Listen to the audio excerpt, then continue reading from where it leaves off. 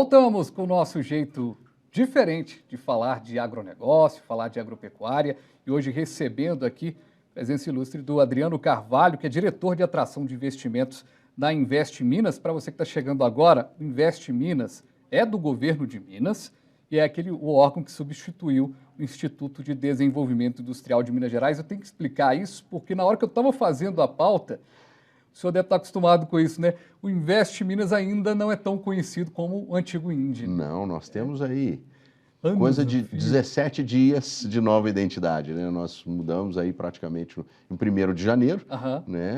Essa identidade que hoje é padrão no mundo todo, né? Hoje a gente tem Invest Dubai, Invest Rondônia, Invest São Paulo, Invest Paraná. Então, Invest Minas. Fica mais claro de entender o que a gente faz. E uma coisa que é importante esclarecer, Fabiano, é que o Invest Minas, ele é o facilitador dos investimentos no Estado.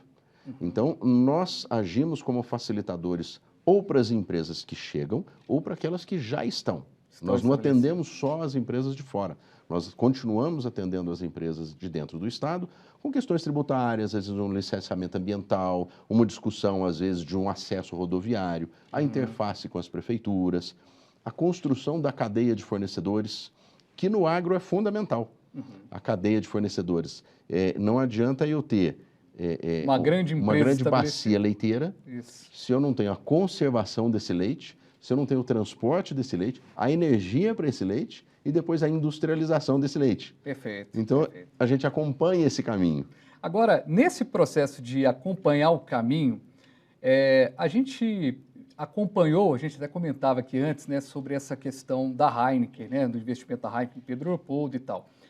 A gente tem a perspectiva de trazer grandes empresas do mundo agropecuário para Minas Gerais? Houve articulação nesse aspecto? Elas já estão chegando.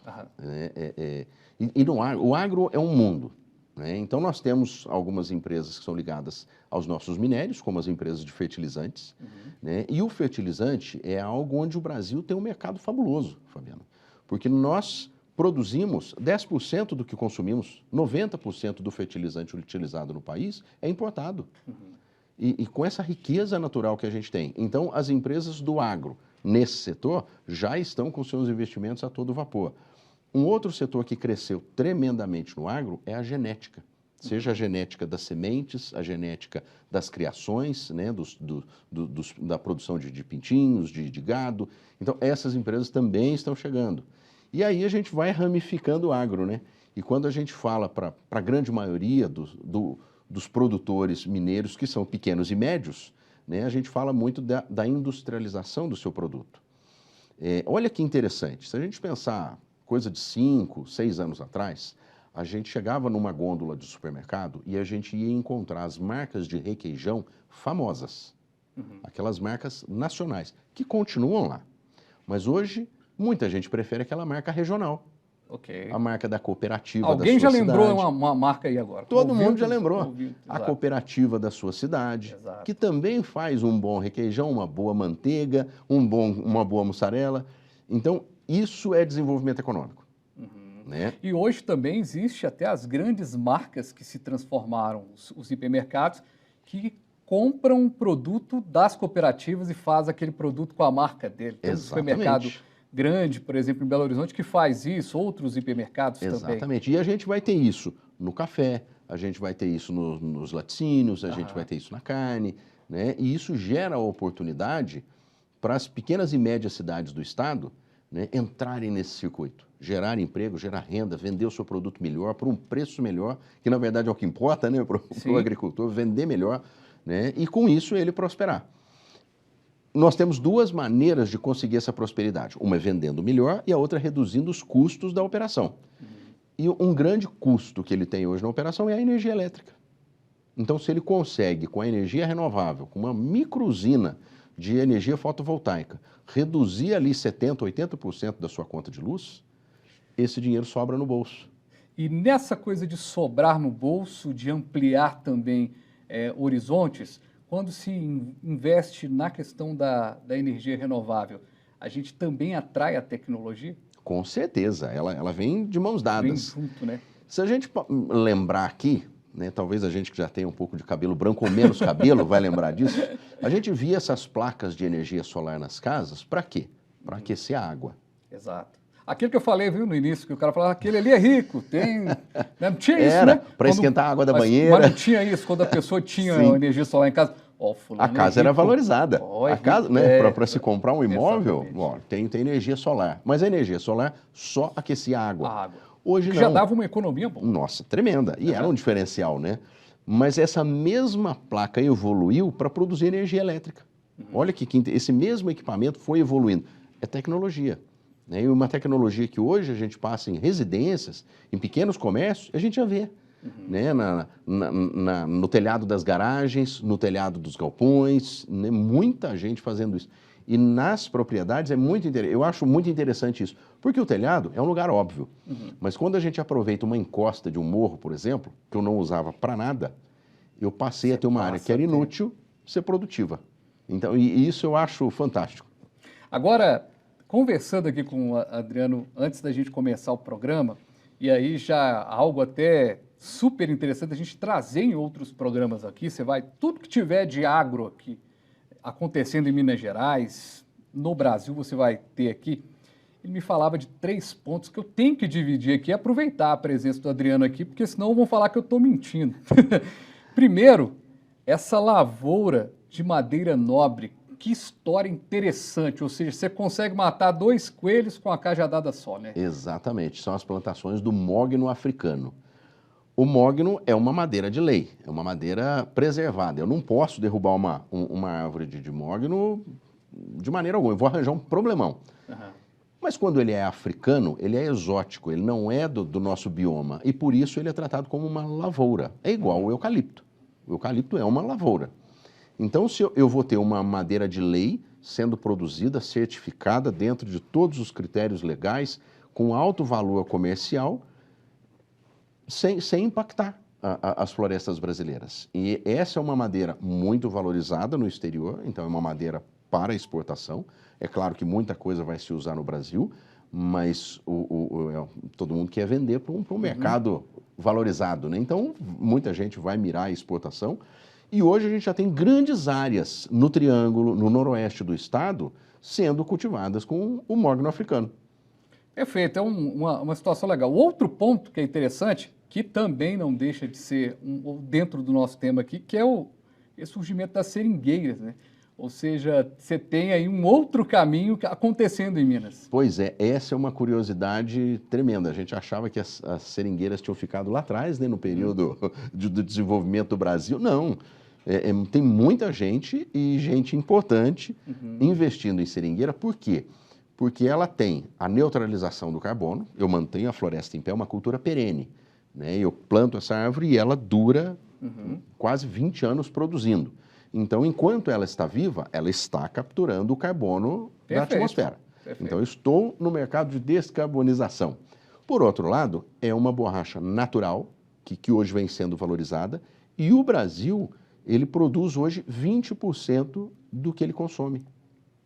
Então, hoje nós compramos a borracha dos seringais da Indonésia, de outros países. Olha que pecado. Tendo esse mundo aí de possibilidades. Exatamente. Né? Então, muita gente vislumbrou, entendeu isso. No Triângulo Mineiro, hoje, a gente tem grandes plantações, né, de seringueiras. Que perfeito. É interessante. Eu vou falar do terceiro ponto, mas tem que comentar, né? Essa questão de atrair investimentos, que é o seu trabalho, que é o seu papel, é muito mais pensar um pouquinho fora da caixa, né? É tentar Exatamente. Pensar um pouquinho, poxa, o que eu consigo chegar ali em determinado ponto? Porque, principalmente encontrar esse caminho das seringueiras, em pleno século, meados já caminhando aí, já velho de século XXI, a gente descobriu um caminho desse, né? Pois é, você sabe que quem vai trabalhar com desenvolvimento econômico nunca pode ver o copo meio vazio. Tem que estar sempre olhando o copo meio cheio. Exato, e com água, inclusive. Agora, o crescimento também, gente, do setor vegano tem feito, inclusive, grandes indústrias, grandes conglomerados a caminho de Minas Gerais e outros já estão, né? Exatamente. E essa é uma mudança no perfil do consumidor, que tem ficado forte no mundo todo. Em alguns países, o consumidor vegetariano e vegano são as categorias que mais crescem, né? Muita gente vem deixando de comer a carne, ou por questões de saúde, ou mesmo por uma escolha. Isso surgiu a oportunidade dos hambúrgueres vegetarianos, das almôndegas, e que hoje são até muito gostosos, né? Hoje não tem mais nenhuma diferença em termos de sabor para qualquer outro alimento. Isso gerou uma oportunidade, e é claro que Minas tem que aproveitar isso. Minas é um grande produtor de tudo que é vegetal, né? Nós temos um potencial muito grande. E há as grandes empresas que vieram da carne e que hoje introduzem rótulos vegetarianos para não perder esse consumidor. Olha, você não quer o hambúrguer de carne, mas eu tenho o hambúrguer de ervilhas, então você continua comprando de mim, né? E gerou oportunidade para empresas genuinamente mineiras, que nasceram pequenas e hoje vêm fazendo sucesso. Muito sucesso, inclusive. Isso é admirável, isso é muito gostoso de ver, Fabiano. Para a gente Agora fantástico. É interessante que, quando você falou agora há pouco, né, sobre essa coisa do supermercado, a gente olha na prateleira e a gente percebe o quanto que as marcas hoje são diversificadas, a luta ali. Claro que tem dentro de um supermercado, você tem aí toda a possibilidade do marketing ali dentro, que acaba que aquela marca principal ainda aparece e tudo mais, mas existe uma contrapartida, inclusive no Triângulo tem marcas mais fortes ainda e tal. Exatamente. Esse investimento na energia renovável, diminuindo alguns custos para a produção, a gente pode ter aí uma melhoria até de empregos mesmo na ponta final da coisa? Com certeza. Você começou a desenhar o fio da meada. Se eu diminuo os custos de operação, se vem o Estado e garante benefícios fiscais para essa empresa ser competitiva, a gente dá todo o apoio para ela se desenvolver. É terreno fértil. Exato. É o que esse empreendedor precisa. Hoje, a gente vê aí Lavras, no sul de Minas, tem hoje 3 empresas que entraram nesse mercado e estão fazendo um sucesso, recebendo aportes de fora do país. Quando é que a gente imaginar que um investidor estrangeiro ia investir numa empresa que faz comida vegetariana? Curioso demais, há muito pouco tempo a gente falou, isso é sonho, um dia isso vai acontecer. Não, já virou realidade. E isso é muito legal porque abre oportunidade para vários outros pequenos empreendedores, inclusive agricultores, começarem a pensar, esse consumidor é um consumidor, via de regra, com poder aquisitivo muito bom, que faz as suas escolhas, ele decide não comer mais carne vermelha, então ele tem o poder de consumir outros produtos, ele vai procurar produtos melhores, né? E o empreendedor mineiro tem que aproveitar isso. Inclusive quando o cara está recém sem comer carne, ele faz uma campanha, né? Depois ele vai se acostumando, né, e tal. Exatamente. Mas ele faz aquela campanha, não, porque tá melhor e tudo mais, todo respeito, né? Mas eu gosto de uma carne, assim, mas respeito quem gosta, né? Tem espaço para todo mundo. Mas eu acho que até isso é sustentabilidade, é a diversidade. Exato. E nessa diversidade, para a gente ir caminhando aqui para o finalzinho do programa, o que a gente pode esperar de 2022 para os investimentos em Minas? Com marca nova, inclusive, né? Investe Minas. Exatamente. Mas o que a gente pode esperar desse avanço da energia sustentável no norte de Minas, principalmente? Eu acho que a gente só pode esperar coisa boa. Para a gente ter uma ideia, no ano passado, Minas fechou, a Invest Minas fechou o ano com 104 bilhões de investimento empresarial. Perfeito, Adriano. Muitíssimo obrigado pela sua presença aqui com a gente. Foi muito bacana, Adriano. E sucesso aí nessa jornada. Imagino que muitos investimentos virão aí para Minas Gerais nesse 2022 e a gente vai ficar acompanhando tudo aqui. Maravilha. Muito obrigado pela oportunidade e eu fico sempre à disposição. Legal. Conversamos com o Adriano Carvalho, que é diretor de atração de investimentos na Invest Minas. Como eu disse, vou repetir, é uma marca nova, Invest Minas, que é o órgão que substituiu o Instituto de Desenvolvimento Industrial de Minas Gerais. O AgroB vai ficando por aqui, você acompanha a gente no canal, no YouTube, canal Viver Brasil, no 527 no HD Claro e também no 9, no analógico, também na Claro. Um abraço, até amanhã.